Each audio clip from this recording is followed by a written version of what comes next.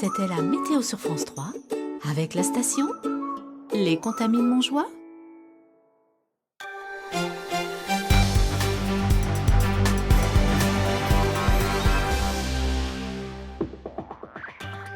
Bonsoir à tous, bienvenue dans le 19-20, l'information sur France 3 jusqu'à 20h.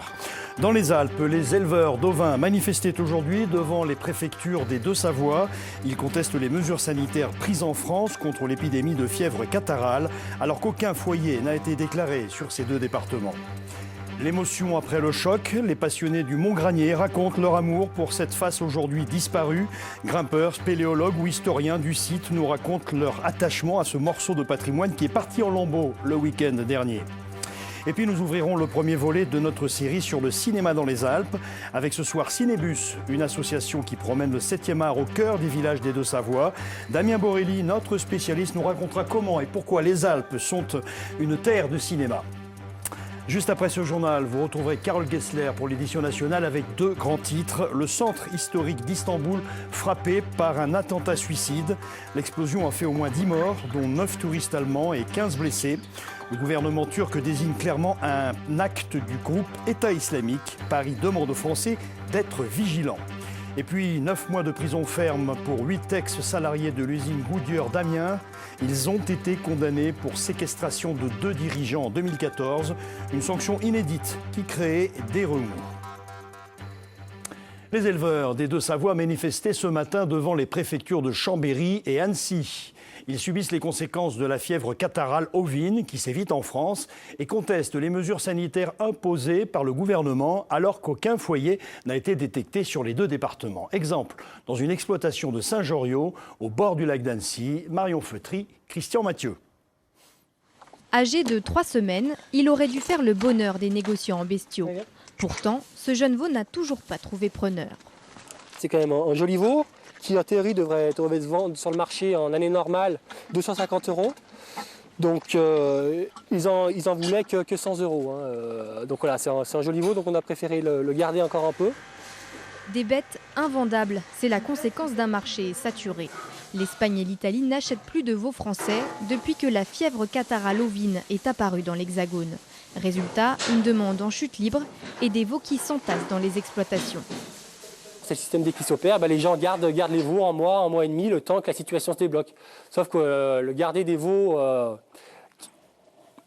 15 jours, 3 semaines en plus, ça coûte. Comme ses confrères au Savoyard, Florent Mellet est donc allé manifester ce matin devant la préfecture d'Annecy. Nos veaux, qui sont, on l'entend souvent déjà de plus petite taille, de plus petite conformation, ne trouvent plus preneur. Alors que les Deux-Savoie viennent d'être placés en zone réglementée pour éviter la propagation de la fièvre catarrhale ovine, les éleveurs sont venus porter une demande bien précise. L'État français prenne la mesure du problème qui est économique et sanitaire dans nos exploitations, et qu'on nous amène des solutions. On ne peut pas être les seuls à supporter cette crise de la fièvre catarrhale ovine, qui aujourd'hui ne nous impacte pas, je vous rappelle qu'on n'a toujours pas de cas sur les Savoies. Une délégation a été reçue en préfecture. Conclusion de la rencontre, des analyses devront être menées sur les troupeaux. À la clé, peut-être la levée des mesures sanitaires, un espoir pour toute la filière. Dialogue de sourds et tensions entre la communauté des gens du voyage et Chambéry Métropole. Au centre du désaccord, le respect de la législation concernant les matériaux de récupération dans les déchetteries de la région. Explication Florine Heba et Vincent Abran. Ils sont mécontents et le font savoir à leur manière. Depuis hier matin, une partie de la communauté des gens du voyage de Chambéry passe ses journées à bloquer 2 déchetteries, celle de Drumettaz et celle de la Ravoire. On avait le droit de récupérer à peu près tout. Et au fil que les mois y passent, la récupération est restreinte. On n'a plus le droit de récupérer certaines choses. On n'a pas le droit de récupérer les batteries alors que ça fait partie de notre métier. On n'a plus le droit de récupérer tout ce qui est électrique alors que ça fait partie de notre métier. Il y a plein de choses qu'on n'a plus le droit de récupérer. On récupérait la brocante. Aujourd'hui, on n'a plus le droit parce qu'ils ont mis une benne de Valoris. Et après, il y a plein de choses qui se passent. Il y a plein de décisions qui sont prises sans qu'on soit au courant. Pourtant, la législation concernant la récupération n'a pas changé. Chambéry Métropole a juste décidé de faire respecter la charte à la lettre depuis qu'une sérieuse altercation avait opposé des gens du voyage au personnel d'une déchetterie début décembre. Ces règles, elles sont connues. Et il y a un règlement qui est écrit, qui existe, qu'ils ont signé. Ils ont des cartes de récupérateurs. Si ce n'est qu'il y a eu une dérive, Et donc on souhaite revenir dans le droit chemin. En plus, il y a eu un courrier qui a été fait à tous les récupérateurs en fin d'année pour expliquer pourquoi, suite aux événements que je vous ai dit précédemment qui ont eu lieu au mois de décembre. Si le dialogue existe entre la communauté des gens du voyage et Chambéry Métropole, l'incompréhension demeure. D'un côté, on bloque pour être entendu. De l'autre, libérer l'accès donnerait lieu à une concertation, mais pas avant la fin du mois. Social, avec l'inquiétude des salariés de la société Time. Le fabricant de vélos, basé à Vaumilieu, c'est dans le Nord-Isère, devait signer la reprise aujourd'hui par le groupe Rossignol, mais le tribunal de commerce de Vienne a reporté sa décision au 23 février. Ils devront patienter. Vaumilieu, où les salariés de l'entreprise Soprano, spécialisée dans la climatisation, oscillent toujours entre espoir et désolation. 2 mois après la fermeture de l'usine, après sa mise en liquidation judiciaire, les employés n'ont toujours pas déserté le site. Ils espèrent toujours un repreneur. Joël Serroni et Nathalie Rapuc sont allés à leur rencontre. Heureusement qu'on a le local à vélo, qui ne servait pas avant, mais il sert maintenant. Les jours de pluie, il l'apprécie, ce garage à vélo transformé en abri de fortune. C'est ici qu'il se retrouve chaque jour pour faire vivre l'espoir d'une reprise, la promesse d'un emploi. Le 8 décembre dernier, ils ont reçu leur lettre de licenciement. Plus vraiment salariés, pas encore chômeurs, les ex de Soprano ont créé un collectif. Et c'est ensemble qu'ils ont choisi de poursuivre leur travail. Nous avons un groupe de personnes qui rencontrent différentes administrations, différents éventuels repreneurs, qui font des démarches pour essayer d'avancer le sujet. Et nous, on est là pour les soutenir. S'ils ont besoin de quelque chose, on les aide. Et on pense que c'est d'être ensemble qu'on arrivera à obtenir quelque chose. Ce n'est pas une personne toute seule qui pourra faire repartir une entreprise. Ce jour-là, en novembre dernier, le tribunal de commerce avait prononcé la liquidation judiciaire sans poursuite d'activité. Le ton était monté, quelques esprits s'étaient échauffés, mais les portes de l'entreprise s'étaient refermées.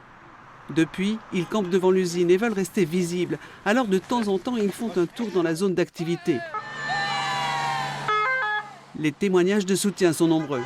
Pour l'instant, on est assez optimiste quant à la possibilité d'une poursuite d'activité de Soprano et de l'entité Soprano. Donc on reste mobilisé et on restera mobilisé jusqu'à l'aboutissement d'une solution ou voire d'un échec. C'est pas parce qu'il y a des dossiers qui sont en cours qu'ils vont forcément aller jusqu'au bout. Donc on essaye de maintenir une petite pression à notre niveau, sans troubler l'ordre public, juste pour prouver qu'on est encore vivant. On est toujours là! Un possible repreneur viendra visiter l'usine la semaine prochaine. Ils seront là, comme ils le sont, fidèles, depuis 2 mois, sûrement beaucoup plus nombreux. En Savoie, l'effondrement d'une paroi du Mont Granier survenu samedi dernier est toujours suivi de près par les géologues. Cette montagne emblématique du massif de la Chartreuse fait aussi l'objet de toutes les attentions de la part de passionnés. Des gens du coin, pour la plupart, qui vénéraient la beauté de cette face disparue, partie intégrante du patrimoine local. Xavier Schmitt, Frédéric Pasquette. Il s'est fait une grande frayeur rétrospective. Le président du club local d'escalade a grimpé au sommet du Mont Granier le 16 novembre dernier. Il a emprunté la voie nord-ouest, une voie qui n'était pas réputée dangereuse. Jusqu'à samedi, c'est une partie de cette falaise qui s'est écroulée. On a eu de la chance de faire cette voie avant qu'elle disparaisse. On est les derniers à l'avoir faite. Donc c'est quelque part autant un peu d'un sentiment d'être impressionné par ce qui est tombé et puis content de l'avoir fait avant que ça disparaisse. T'es pas allé le voir du côté du col? Autres passionnés qui vivent au pied du Mont Granier, les piliers d'une association qui compte une centaine de membres. Ils explorent le passé, la géographie et le patrimoine de leur pays, la vallée des Entremonts. Et son sommet légendaire, bien sûr, qui culmine à 1933 mètres. Le Granier, pour nous, on habite sur les pans du Granier, donc c'est important. Et quand on monte de Chambéry, c'est la première chose qu'on voit. Quand on est en bas dans le Grésivaudan, on voit notre Granier. Donc c'est vrai que pour nous, le Granier, c'est quelque chose de très important. Impossible de ne pas rappeler le terrible effondrement survenu au XIIIe siècle, le 24 novembre 1248. Une catastrophe qui provoqua la mort d'1 millier de villageois. Le Granier s'appelle le Granier parce que juste en dessous, il y avait un village qui s'appelle le village de Granier, qui était un village très important avec le village de Saint-André et qui fait partie de l'un des 5 villages qui ont été engloutis par la chute du Granier en 1248. Le nouvel écroulement, bien moins spectaculaire, divise les adeptes du Mont-Granier.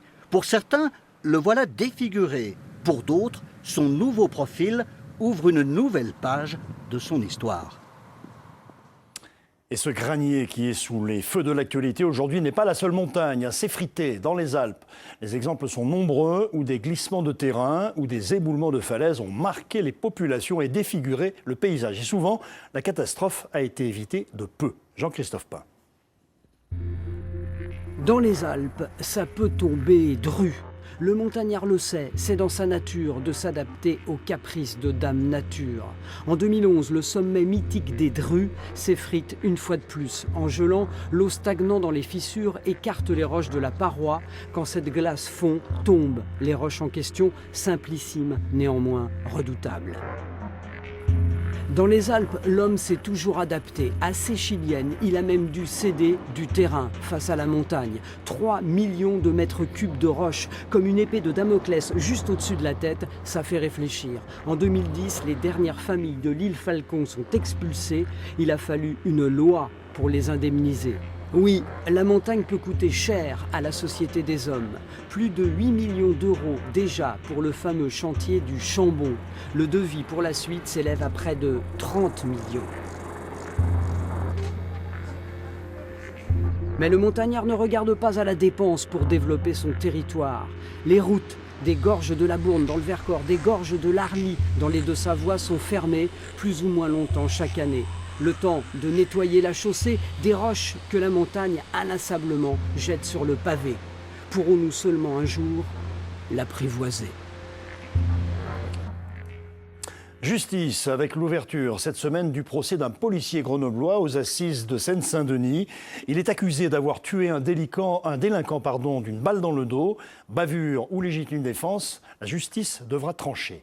Anne Ediard. C'est ici, à l'hôtel de police de Grenoble, que Damien Saboundjian travaille désormais. Interdit de port d'armes, il réceptionne les appels du 17 et oriente les secours. « J'aime toujours mon métier », a-t-il dit au premier jour de son procès. Le fonctionnaire grenoblois âgé de 36 ans est jugé cette semaine devant les assises de Seine-Saint-Denis pour violence volontaire ayant entraîné la mort sans intention de la donner. Les faits remontent au 21 avril 2012. Ce soir-là, Amin Bentounsi, un braqueur en cavale condamné à 22 ans de réclusion, est repéré dans ce bar à Noisy-le-Sec. Avec 3 de ses collègues, Damien Saboundjian se rend sur place et tire à 4 reprises sur le braqueur. Ce dernier décédera d'une balle dans le dos. Le policier affirme avoir répondu à une menace. L'enjeu pour lui, c'est qu'il soit reconnu qu'il a tiré en légitime défense. À partir du moment où on tire une balle dans le dos, il n'y a pas de légitime défense. Depuis le début, ce policier ment, a fait mentir ses collègues. Et aujourd'hui, on a envie de connaître la vérité et on souhaite qu'il soit condamné. Bavure ou légitime défense, c'est la question à laquelle devra répondre le procès. Le gardien de la paix grenoblois encourt 15 ans de réclusion. En Haute-Savoie, le tribunal correctionnel de Thonon-les-Bains a condamné un psychologue de 32 ans à 3 ans de prison, dont un an ferme pour atteinte sexuelle sur mineurs et détention d'images pédopornographiques. Et puis Lionel Baux dans la tourmente. Selon un journal argentin, le pilote au Savoyard responsable de la mort d'un berger bolivien le 9 janvier dernier sur la piste du Dakar serait impliqué dans un autre accident mortel en Bolivie. Les précisions à lire sur notre site France 3 Alpes. Rencontre avec le nouveau président du Parc national de la Vanoise, élu pour 3 ans dans un contexte difficile puisque la grande majorité des communes ont refusé d'adhérer à la nouvelle charte du parc. Laurent Trézalé va devoir prendre le dossier à bras-le-corps et avec des moyens limités. Un défi de taille pour le jeune maire de Pézénancroix. Françoise Gay, Vincent Abran. Midi sur les pistes de Pézénancroix. L'heure de la pause pour les apprentis skieurs. C'est du rouge plutôt. Et pour le jeune mono de ce groupe d'enfants, le moment de changer de casquette. Moniteur de ski l'hiver, accompagnateur en montagne l'été, et puis depuis 1 an et demi, donc maintenant maire de la commune de Pézénancroix. Et depuis décembre, à 31 ans, le plus jeune président de toute l'histoire du Parc national de la Vanoise. Un parc malmené ces derniers mois par l'affaire de la charte, un projet de développement pour les prochaines années que 27 communes sur 29 ont refusé de signer. Premier élu de l'une des 2 communes adhérentes, Le nouveau président prône l'ouverture et le consensus. Je suis un jeune maire, on est un jeune conseil municipal. Il me semble qu'il faut d'abord travailler essayer de travailler ensemble. Il me semble que le rôle d'un président de conseil d'administration, c'est d'arriver à trouver le consensus entre les différents, on va dire, extrêmes d'un conseil d'administration, que sont les représentants environnementalistes un petit peu, et puis les personnes qui ont plus un souhait de développer économiquement et touristiquement leur vallée, quoi. Dans un premier temps, Laurent Trézalet va explorer le champ d'action du premier parc de France créé en 1963. Que faire avec un budget en baisse de 17% depuis 2011 ? Et ça ne devrait pas s'arranger. Moins de communes qui ont adhéré au parc, c'est forcément un petit peu moins de travail pour le parc de la Vanoise. Enfin, c'est ce que dit le ministère de l'Environnement, ce qui permet de diminuer le financement du parc de la Vanoise. En parallèle, les nouveaux projets se mettent en place, à commencer par le nerf de la guerre, le développement touristique au sein du parc. Maintenant, au sein du parc, il y a une stratégie touristique, donc avec une mise en place de produits, par exemple pour que les familles puissent aller dans les refuges, la mise en place de salons où le parc vient présenter la randonnée et devient un acteur du développement local et du développement économique. Le parc est déjà en train d'évoluer, alors il va falloir encore le faire sur d'autres sujets, mais c'est déjà en évolution. Quid des communes non adhérentes ? Elles seront écoutées, assure le nouveau président, mais ne pourront plus se prévaloir de la marque Esprit Parc de la Vanoise. Quant à l'autre sujet qui fâche, le loup, Laurent Trézalet, lui-même fils d'agriculteur, ne l'éludera pas, mais le traitera un peu plus tard. Et à propos de loup, nous partons ailleurs, dans la région Auvergne-Rhône-Alpes. Une éleveuse de brebis installée dans le Diois comparaissait ce matin devant le tribunal de Valence pour blessure involontaire. L'été dernier, son patou avait mordu une randonneuse. Une affaire qui illustre bien la problématique des éleveurs de moutons. Reportage Hugo Chaplon et Stéphane Yvon. Une quinzaine d'éleveurs sont venus ce matin apporter leur soutien à Fabienne Fleury. Elle comparait pour blessures involontaires causées par un chien patou qui assurait la protection de son troupeau en août dernier. Une morsure sur un randonneur causée par cet animal qui reste aujourd'hui un rempart fiable contre les attaques de loups. Je veux qu'on comprenne qu'aujourd'hui on est pris, nous les éleveurs, dans un étau, qu'on n'a pas d'autre choix que d'avoir les chiens montagne des Pyrénées pour se défendre et que pour moi ma place elle n'est pas là aujourd'hui. Connu pour son agressivité envers les intrus, le patou est recommandé par les pouvoirs publics pour la protection des troupeaux. Certains éleveurs signalent sa présence sur leurs terres, mais ne peuvent prévenir l'imprudence des randonneurs. Les éleveurs sont tenus, par les contrats qu'ils signent avec l'État, de prendre des chiens patous. Et ces chiens patous, le fait qu'ils aient des inconvénients liés effectivement à leur agressivité, mais dont on se sert pour faire fuir le loup, cette agressivité qui parfois conduit à des débordements, morsures, l'éleveur ne peut pas en être responsable. 8 cas similaires ont été jugés en Rhône-Alpes. Ils ont tous débouché sur une condamnation financière des éleveurs. Le Secours populaire français de l'Isère organise une braderie de solidarité jusqu'à 20h ce soir et demain. C'est au Prisme de Cessin en Isère. Vêtements, chaussures, linge de maison et accessoires seront mis en vente à petit prix. L'argent collecté permettra de financer les actions de cette association caritative. Et nous ouvrons ce soir notre série sur le cinéma dans les Alpes. Bonsoir Damien Borelli. Bonsoir Daniel. Alors c'est vous qui allez nous prendre par la main toute la semaine pour cette série. En quoi, tout d'abord, les Alpes sont-elles une véritable terre de cinéma ? Pour les paysages, assurément. Bien sûr Daniel, il y a les décors naturels qui sont somptueux, les infrastructures, et il y a aussi énormément de festivals. Des festivals comme le cinéma européen aux Arcs, le festival du cinéma rural à la Biole, en Savoie, le court-métrage Vieux Festival à Grenoble, et puis les mastodontes comme le film d'animation d'Annecy, ou l'Alpe d'Huez, le must du film de comédie en France depuis près de 20 ans, qui a dévoilé quelques films devenus cultes, comme Bienvenue chez les Ch'tis, plus de 19 millions d'entrées. Alors cette année, le festival démarre demain, 6 films en compétition, des stars, Jamel Debbouze, Sandrine Kiberlin, Édouard Baird, ou encore l'Isérois Sami Bouajila, et un président du jury habitué de la station de Loisan, Kad Merad, qui présentera son dernier film hors compétition, Marseille. Vous m'avez convaincu, et tout de suite le premier volet de cette série à la rencontre de Cinébus. Daniel, depuis plus de 30 ans, une bande de cinéphiles passionnés vont à la rencontre du public loin des salles de cinéma, dans les vallées des Deux-Savoies. Ils font du cinéma ambulant. Vous allez découvrir des images signées Franck Serroni et un montage Laetitia Dibin. À 2 pas d'Annecy, Sillingy abrite une petite communauté de passionnés de cinoche. Il perpétue une géniale aventure démarrée en 1983, Cinébus. L'idée de départ, monter un circuit de projection itinérante pour offrir aux habitants des vallées alpines des séances de cinéma de qualité. L'idée, c'est d'amener le cinéma là où il n'est pas, où il a disparu, parce qu'on s'est retrouvé des fois dans des anciennes salles qui accueillaient des projections en 16 mm, c'était le cinéma de la paroisse ou des choses comme ça. Et donc nous, on a recréé cette itinérance-là. En fait, on apporte un complément aux salles de cinéma classique et on redonne l'envie de sortir. Présent dans 32 villages des Savoies, Cinébus attire près de 60 000 spectateurs chaque année et s'appuie sur un solide réseau de bénévoles. L'arrivée du numérique a multiplié l'offre de films et simplifié la logistique. Un film de 2 heures tenait sur 2 bobines comme ça pesait 35 kilos. Il fallait s'arrêter au milieu de la séance pour changer la bobine. Et là, maintenant, ça pèse 150 grammes. Et puis on peut avoir 6 heures de film en continu si on veut. Chaque après-midi, les projectionnistes nomades embarquent le matériel et c'est parti pour des kilomètres de bitume. Après 2 heures de route, Jossian arrive à M, au cœur de la Tarentaise. Je découvre des super salles qui sont perdues au milieu de vallées, de montagnes, avec des paysages vraiment magnifiques. À chaque fois, une équipe de bénévoles, plus ou moins nombreux, puis toujours sympathiques, le sourire aux lèvres. Donc voilà, le cinéma à côté de chez soi, c'est quand même un luxe.